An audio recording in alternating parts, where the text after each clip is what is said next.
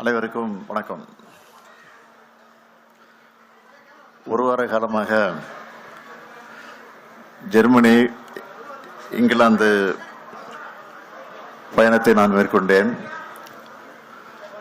மன நிறைவோடு நான் திரும்பியிருக்கிறேன். இந்த பயணத்தை பொறுத்தவரையில் மாபெரும் வெற்றி பயணமாக அமைந்திருக்கிறது.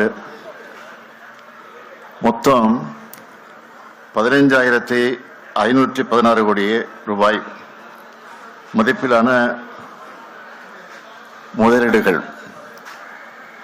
அதாவது 15,516 கோடி ரூபாய் மதிப்பிலான முதலீடுகளை ஈர்த்து 17,613 பேருக்கு வேலை வாய்ப்பு அளிக்கக்கூடிய வகையில் 33 புரிந்துணர்வு ஒப்பந்தங்கள் போடப்பட்டிருக்கு. தமிழ்நாடு மேல நம்பிக்கை வச்சு 10 புதிய நிறுவனங்கள் தொழில் தொடங்குவதற்காக முன்வந்திருக்காங்க. உயர்கல்வி, சிறுதொழில் போன்ற துறைகளில் 6 அமைப்புகள் நம்மோட இணைஞ்சு கூட்டு முயற்சிகளை மேற்கொள்ள இருக்காங்க. ஏற்கனவே இருக்கக்கூடிய 17 நிறுவனங்களும் மற்ற மாநிலங்களை நோக்கி போகாம நம்ம மாநிலத்திலே தங்களோட தொழிலை மேலும் விரிவுபடுத்துவதற்கு, எக்ஸ்டெண்ட் பண்ணுறதுக்கு முடிவு செஞ்சிருக்கிறாங்க. எனக்கு முன்னாடியே நான் புறப்படுவதற்கு 4-5 நாட்களுக்கு முன்னாடியே என்னோட இந்த ஒட்டுமொத்த பயணத்தை முறைப்படுத்துவதற்காக மிக சிறப்பாக ஒருங்கிணைச்சு அந்த பணியை வெற்றிகரமாக நடத்திய தொழில்துறை அமைச்சர் தம்பி டிஆர்பி ராஜா அவர்களுக்கு முதல்ல நன்றியை தெரிவிச்சுக்கிறேன். அதே போல அவருக்கு துணையாக இருந்த அதிகாரிகளுக்கு என்னுடைய மனமார்ந்த வாழ்த்துக்களையும் பாராட்டுகளையும் தெரிவிச்சுக்கிறேன். தொழில்துறை அமைச்சரை பொறுத்த வரைக்கும் ஒரு துடிப்பான தொழில்துறை அமைச்சராக நம்முடைய ராஜா இந்த பயணத்தினாக ப்ரூவ் பண்ணியிருக்கிறாரு. கடந்த 4 ஆண்டு காலத்தில் மேற்கொண்டிருக்கக்கூடிய என்னுடைய பயணங்களுக்கெல்லாம் முத்தாய்ப்பாக இந்த பயணம் அமைஞ்சதுன்னு சொன்னால் அது மிகையாகாது. இந்த ஃபாரின் விசிட்டில் தான் மிக அதிக அளவிலான முதலீட்டுகள் ஏற்கப்பட்டிருக்கு என்பதையும் மகிழ்ச்சியோடு நான் தெரிவிச்சுக்க விரும்புகிறேன். ரொம்ப சக்ஸஸ்ஃபுல் டூர். இந்த டூரு ரொம்ப ப்ரௌடான டூராக இந்த பயணம் அமைஞ்சிச்சு. அது ஏன்னா உங்களுக்கே தெரியும், இந்நேரம் உங்களுக்கு தெளிவாக தெரிஞ்சிருக்கும்னு நினைக்கிறேன். ஆமாம், 1000 ஆண்டுகள் பழமையான உலகின் முதன்மையான ஆக்ஸ்போர்ட் பல்கலைக்கழகத்தில் தந்தை பெரியாருடைய திருவுருவப்படத்தை திறந்து வச்சது தான் அந்த பெருமைக்கு காரணம். அது மட்டுமல்ல, சுயமரியாதை இயக்கத்தினுடைய 100ஆண்டு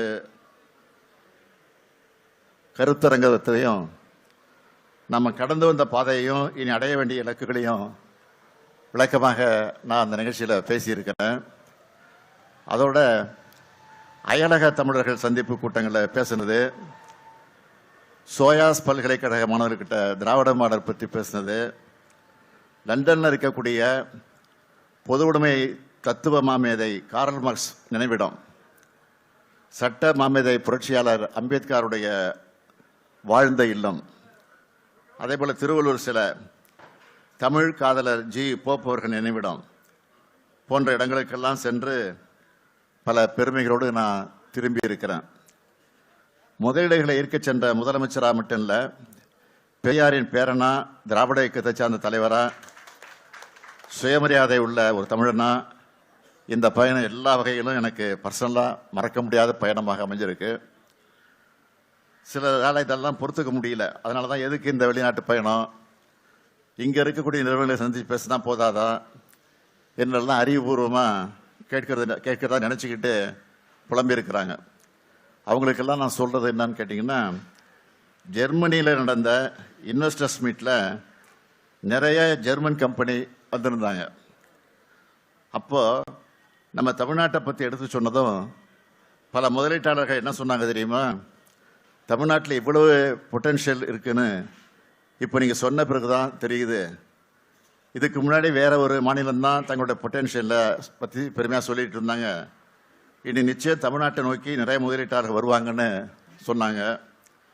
அடுத்து ஜெர்மனியில் NRW மினிஸ்டர் பிரசிடென்ட் திரு ஹென்ரிக் ஹூஸ்ட் அவர்களை சந்தித்து பேசினேன். அவரும் அதையே தான் சொன்னார். இப்படியான தொடர்புகளை ஏற்படுத்தவும் பார்ட்னர்ஷிப் உருவாக்கவும் தான் வெளிநாடுகளுக்கு முதலமைச்சரான நானே நேரில் போனேன்.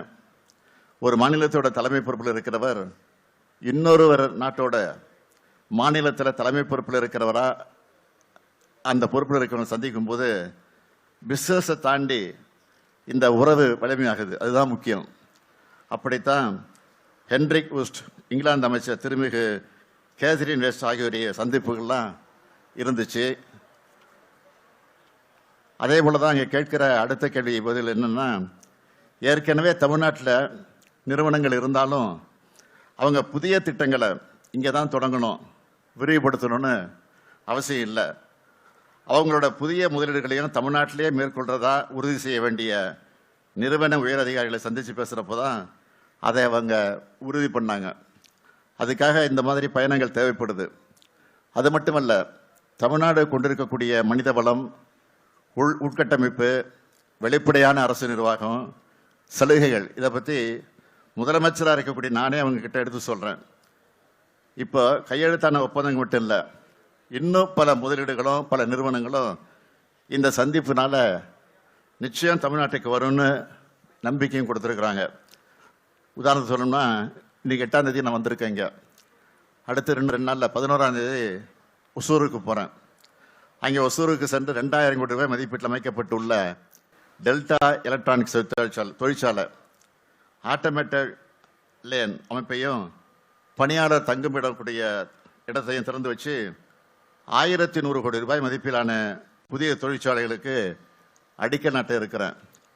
அதே மாதிரி ஏற்கனவே தூத்துக்குடியில் நடத்தின மாதிரி ஒசூர்லையும் முதலீட்டாளர் மாநாட்டை நடத்த போகிறோம். அங்கேயும் பல ஆயிரம் கோடி ரூபாய் முதலீடு வர இருக்கு. தொழில் முதலீடுக்கான எங்களோட வெளிநாட்டு பயணங்களும் இங்கே மேற்கொள்ளும் பயணங்களும் எப்பவும் நிற்காது, இது தொடரும். நன்றி சார். சார், எதிர்க்கட்சி தலைவர் எடப்பாடி பழனிசாமி உங்களுடைய வெளிநாட்டு பயணம் என்பது உங்களுடைய முதலீட்டுக்காகத்தான் நடத்தின ஒரு விமர்சனத்தை முன் வச்சிருக்கிறாரு. ஒரு வகையில் சொல்றது, முதலீடு பண்ண போனது இதை பற்றி திருச்சி சொல்லியிருக்கிறாரு. நான் என்ன பொறுத்தவரைக்கும் சொல்ல விரும்புறது, சுயமரியாதை கொள்கையில் முதலீடு செஞ்சுட்டு வந்திருக்கிறேன். அந்த பெரியாருடைய உணர்வுகளை, பெரியாரை பற்றி அந்த நாட்டில் முதலீடு பண்ணிட்டு வந்திருக்கேன். அதுதான் உண்மை. அதுதான் அந்த அடிப்படையில் சொல்லியிருப்பார் நினைக்கிறேன். சார், அதிமுக செங்கோட்டையன் அவருடைய பதவி பறிக்கப்பட்டிருக்கு. இதை பற்றி உங்களுடைய கருத்து என்ன சார்? ஆக்கபூர்வமான கருத்துக்களை பேசிட்டு இருக்கிறோம். இந்த அக்கபூர்வமான கேள்வி தான் கேட்குறீங்களா? சார், தமிழர்களை சந்திச்சிங்க. தமிழர்கள் தமிழ்நாட்டில் முதலீடு செய்யணுங்கிற மாதிரி அழைப்பு விடுத்தீங்க. அவங்களோட எதிர்பார்ப்பு என்னவா இருக்கு சார்? அவங்களோட ஆர்வம் என்னவா இருக்கு? அளவு கடந்து ஆர்வமாக இருக்கிறாங்க. அதான் சொன்னேன், ஏற்கனவே தெளிவாக சொல்லியிருக்கிறேன். இப்போ போட்டி போட்டுக்கிட்டு அவங்க முதலீடு செய்யறதுக்கு தயாராக இருக்கிறாங்க. அதே மாதிரி தான் அந்த நிலையை நேரடியாக நாங்களே பார்த்தோம். நன்றி. மௌனம் இல்லை, மௌனம்னு நினைக்காதீங்க. நீங்கள் மௌன புரட்சி பண்ணிட்டு இருக்கோம். நாங்கள் எங்களை பொறுத்த வரைக்கும் அவங்க எவ்வளோதான் புறக்கணிச்சாலும் அதையும் மீறி முதலிடத்துக்கு வந்துகிட்டு இருக்கிறோம். அதுதான் முக்கியம்.